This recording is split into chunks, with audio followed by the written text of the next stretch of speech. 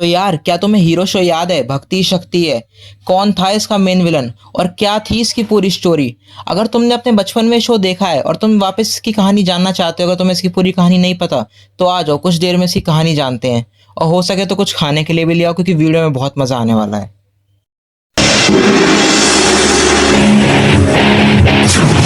Hero की क्या बात है, माँ दुर्गा इसके साथ है। दुश्मनों सब खबरदार, बोलू पब्लिक इसके यार।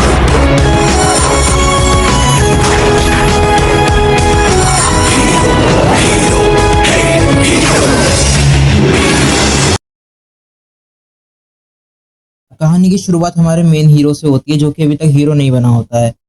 जॉय हमारे मेन हीरो का नाम है, और जॉय एक बहुत ही भोंदू सा लड़का है, जो कि खुद तो बड़ा हो गया होता है, पर उसका वो बड़ा नहीं होता है। मेरा मतलब दिमाग से है। फिर हमें पता चलता है कि जॉय 2 क्लास फेल हो चुका है, जो कि पढ़ाई में बिल्कुल भी अच्छा नहीं है। क्या मतलब तुम लोग इससे रिलेट कर पा रहे हो? उसकी माँ कहती है कि उसका एक भाई भी होता है जो उससे 2 क्लास पीछे होता है, वो उसी के बराबर आ गया होता है। तो उसकी माँ कहती है वो तुम्हारे साथ ही पढ़ेगा। तो ये बात सुन के उसका भाई बहुत नाराज होता है, उसका भाई गुस्सा हो जाता है, स्कूल जाने से मना कर देता है, जैसे ही कोई रूठी औरत। तो फिर माँ जैसे तैसे दोनों को मना लेती है। माँ तो माँ होती है। फिर अगले सीन में हमें दिखाया जाता है जॉय स्कूल में जाते ही उसे पनिशमेंट मिल जाती है, क्लास से बाहर निकाल दिया जाता है और प्रिंसिपल ऑफिस भेज दिया जाता है। फिर प्रिंसिपल ऑफिस में एक बहुत ही सुंदर सी मैम आती हैं, जिसे देख के ऐसी सबकी बोलती बंद हो जाती है। और फिर मैम उससे कहती हैं जॉय से अपना दिखाने को, मतलब अपनी क्लास दिखाने को। जॉय उसे अपनी क्लास दिखाने ले जाता है और जॉय को फाइनली क्लास में एंट्री मिल जाती है। तो कोई भी बच्चा उसको अपने पास बिठाने से मना कर देता है। उसके बाद यार एक वहाँ पे क्लास में बहुत ही स्वीट सी और काइंड लड़की होती है, उसका नाम मन्नू होता है। वो उसे अपने पास बैठाने के लिए हाँ कर देती है। और जब मन्नू और जॉय बात कर रहे होते हैं, तो ये बात टीचर देख लेता है और फिर मन्नू को क्लास से बाहर निकाल देता है। जॉय ये सुन के बहुत ही दुखी होता है, बेचारे ने पहली बार जिंदगी में किसी लड़की से बात करी और उसे भी क्लास से बाहर निकाल दिया। वो ये सोच के दुखी था वो उससे बात करेगी या नहीं। पर नहीं, हमारी मन्नू ऐसी नहीं थी। मन्नू ने उससे फिर जाकर दोबारा बात करी और दोनों ने बढ़िया बातचीत करी। लेकिन जॉय अभी भी दुखी रहता था, क्योंकि सब उसे परेशान करते थे। और वो जब भी दुखी होता था तो क्या करता था?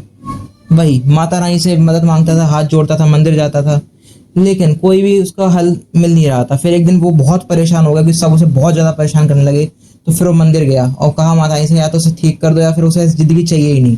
फिर माता रानी साक्षात प्रकट होती हैं, उसे दर्शन देती हैं और उसे देती हैं क्या? एक रिंग। एक तो ये सिंगल, ऊपर से एक रिंग दे दी। ये ऐसी वैसी रिंग नहीं होती है, इस रिंग में बहुत सारी शक्तियां होती हैं। उसके जागृत करने के लिए एक मंत्र बोलना होगा। क्या चीन टपक दम दम? नहीं, भक्ति ही शक्ति है। और जब ये वो मंत्र बोलेगा तो वो बिल्कुल ही शक्तिमान, ओ सॉरी, मेरा मतलब हीरो, अपना हीरो बन जाएगा। मतलब जॉय अपना हीरो बन जाएगा। अगले सीन में हमें दिखाया जाता है कि वह रिंग लेके मंदिर से जा ही रहा होता है, तभी उसे खुजली मचने लगती है। ये ऐसी वैसी खुजली नहीं थी, ये एक तरह की खुजली थी रिंग की। मतलब ये एक तरह का उसका सेंस था, जिससे वो डेंजर का पता लगाता था। वो देखता है एक पास में ही 3 लड़के एक लड़की को छेड़ रहे होते हैं। क्या मतलब साउथ की मूवी चल रही है? फिर उसके बाद वो अपनी रिंग पहन लेता है और मंत्र पढ़ता है। जैसे ही वो मंत्र पढ़ता है तो वो अपना एकदम ट्रांसफॉर्म हो जाता है। और उसके साथ जो उसके 2 खिलौने होते हैं, इसका नाम बबली और धोलू उसने रखा होता है, वो भी इंसान बन जाते हैं। उनके पास भी शक्तियां आती हैं, और जिसमें से बबली बहुत ही प्यारी होती है, क्यूट सी। लेकिन ये हमारा धोलू वाइकिंग्स का ऐसा लगता है 3rd कॉपी, बिल्कुल वलहल्ला से भाग के आया है। क्या मतलब छोटा भीम की मूवी से इंस्पायर है। हाँ, तो उसके बाद अगले सीन में हमारे हीरो क्या था, उन तीनों गुंडों की गुद्दी लाल कर देते हैं, उन्हें वहां से भगा देते हैं। फिर अगले सीन में हमें एक विलन दिखाया जाता है, जो कि एक अपनी कोई जादुई बॉल से हमारे हीरो का पता लगा रहा होता है। उसमें वो हमारे हीरो को देखता है और एक लड़की को देखता है, जिसके अंदर बहुत ही अच्छाई की पावर थी। तो वो लड़की और कोई नहीं, वही हीरो की दोस्त थी, जॉय की, मतलब मन्नू। और वो उसके बारे में पता लगाता है। फिर अगले सीन में हीरो को पता चलता है कि उसके पास के गांव से एक बच्चा अगवा हो गया है, मतलब किसी ने चोरी कर लिया है, और ये काम शायद उसी शैतान का है। तो हीरो ये बात सुन के बड़ा हैरान होता है, क्योंकि इस बार से खुजली नहीं मचती। क्या मतलब कि उसने खुजली की दवाई ले ली थी। जहाँ बच्चा चोरी हुआ था वो जगह उसके घर से बहुत दूर है, तो इस वजह से शायद उसे खुजली नहीं मची, ऐसा हमारे हीरो को लगता है। अगले सीन में हमारा हीरो पार्क में उसी लड़की से मिलने आता है, मतलब वही मन्नू। फिर वहीं पे वो शैतान आ जाता है, पर हमारा हीरो जैसे जैसे जॉय उस शैतान से लड़ने के लिए खुद को ट्रांसफॉर्म करता है, पर वो शैतान उसी पे भारी पड़ रहा होता है। वो उसी गुद्दी लाल कर देता है शैतान, और वहां से जैसे तैसे उस लड़की को अगवा करने की कोशिश करता है। पर हमारा हीरो जैसे तैसे उसको बचा लेता है, लड़की को, और वो शैतानी वहां से चला जाता है। पर यह ना बचा न पाया और हार गया, तो ये बात उसे बहुत दुखी करती है हमारे हीरो को। तो फिर वह मंदिर जाता है माता रानी के पास और अपनी रिंग उतार देता है। कहता है माता रानी, जब मैं अपनी दोस्त को ही नहीं बचा पाया तो मैं किसी और को क्या ही बचाऊंगा। चलो जल्दी तो समझ आ गई इसे। पर नहीं, माता रानी साक्षात प्रकट होती हैं और उसे कहती हैं, नहीं, जब तक तुम्हारे पास ये रिंग है तुम कभी नहीं हारोगे। अपने आप पर विश्वास रखो, विश्वास ही सबसे बड़ी ताकत है तुम्हारी। तो हमारा हीरो इस बात से बहुत ही इंस्पायर होता है, इतना इंस्पायर होता है कि मतलब छत से तो नहीं कूदता है, मतलब फिर वापस से वो रिंग पहन लेता है। फिर अगले सीन में हमें दिखाया जाता है हमारे हीरो यानी जॉय के स्कूल में कोई तो फंक्शन हो रहा होता है, कंपटीशन, जिसमें उसे भी ले लिया जाता है। पर हमारा हीरो दुनिया को बचाने में बिजी, तो वो क्या ही स्कूल पे ध्यान देगा, तो वो स्कूल जाता ही नहीं है। उसके बाद उसे बाहर निकाल दिया जाता है। उसके बाद उसके पेपर होते हैं, पर ये तो हमारे नोबिता का भी बाप है, तो सारे पेपरों में फेल हो जाता है। उसके बाद उसे स्कूल से ही रेस्टिकेट कर दिया जाता है।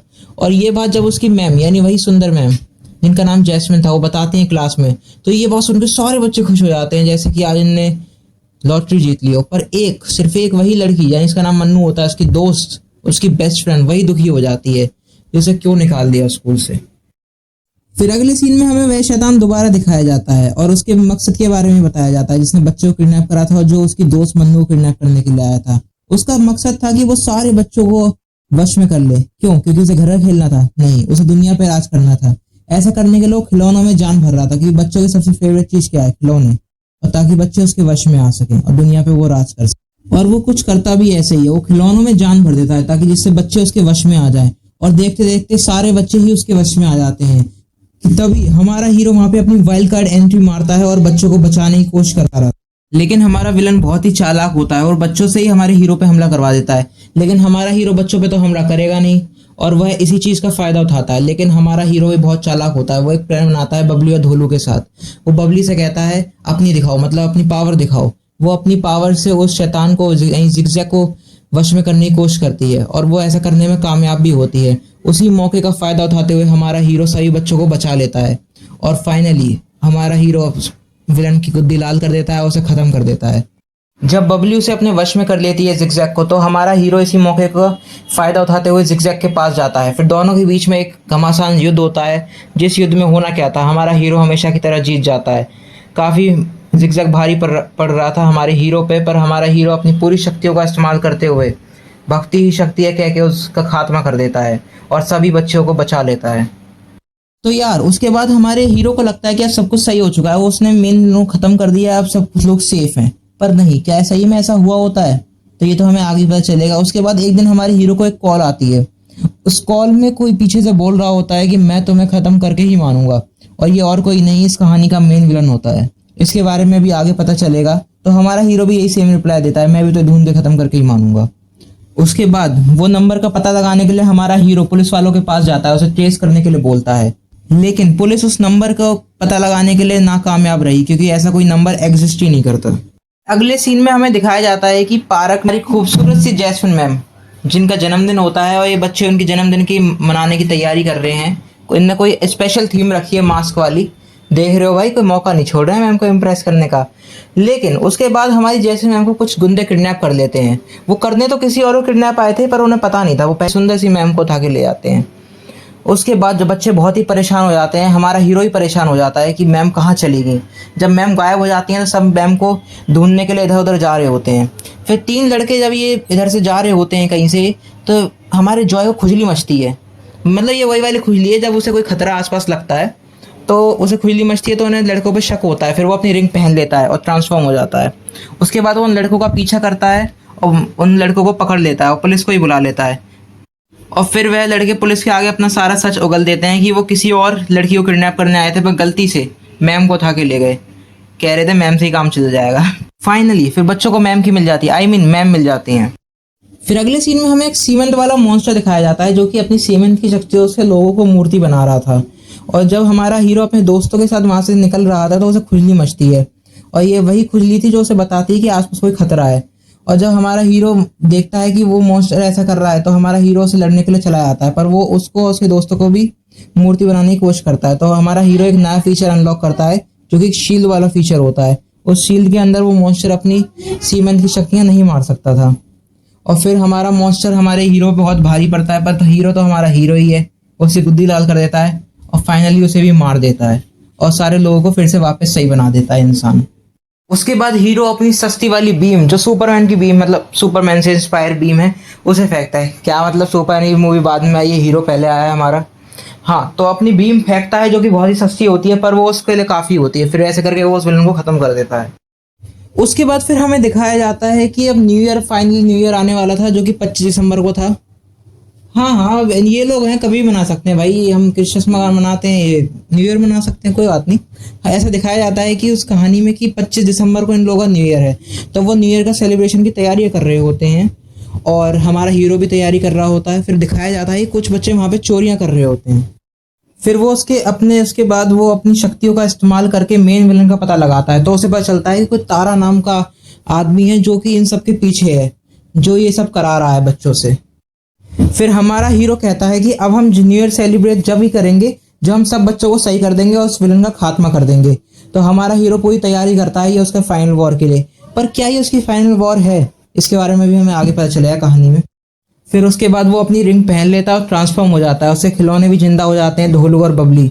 और उन लोगों के साथ मिलके फिर वो अपनी शक्तियों का इस्तेमाल करके जो विलन का मेन हिस्सा था, मतलब एक मेन ऑफिस था, वहां पे जाता है टेलीपोर्ट होकर। उसके बाद वो उस रूम में पहुंचता है और फिर वो अपनी शक्तियों से पता लगाता है कि मेन विलन की जो जान है वो किस में है। तो वो पता लगाता है वहां पे एक अटैची है और उसे पता चलता है कि जो विलन की जान है वो एक बांसुरी में है, और जब वो बांसुरी ही तोड़ देगा तो विलन अपने आप ही मर जाएगा। लेकिन जिससे पहले वो बांसुरी तोड़ता उससे पहले वहां पे विलन एंट्री मार देता है और उसकी बांसुरी तोड़ने के बाद फाइनली हमारा जो मेन विलन था वो भी मर जाता है। और उसके बाद सभी लोग अपना न्यू ईयर सेलिब्रेट करते हैं और हीरो को पता चलता है कि जो मेन विलन था वो ये तारा ही था, इसी के भेजे हुए सारे शैतान थे, सभी को ये भेज रहा था। फिर लास्ट में वो सभी बच्चे सही हो जाते हैं और सभी एकदम मजे से रहने लगते हैं और हमारा हीरो जो भी अब किसी मुसीबत आती है उनकी रक्षा करता है। पर कहानी क्या यहीं खत्म हो जाती है? नहीं, कहानी इसके बाद तो और भी इंटरेस्टिंग हो जाती है। तो यार वीडियो बहुत लंबी हो चुकी है, अब इसको यहीं पे ख़त्म करते हैं। आगे की कहानी के लिए मैं अगली वीडियो डालूंगा। अगर आपको ये वीडियो हल्की सी पसंद आई है तो यार इसे शेयर कर देना और लाइक कर देना, और आगे की किसी कहानी जानने के लिए चैनल को सब्सक्राइब कर देना। अगला इसका दूसरा पार्ट बहुत ही जल्दी आएगा। तो मिलते हैं किसी और वीडियो में, जब तक के लिए साइनिंग ऑफ, टेक केयर।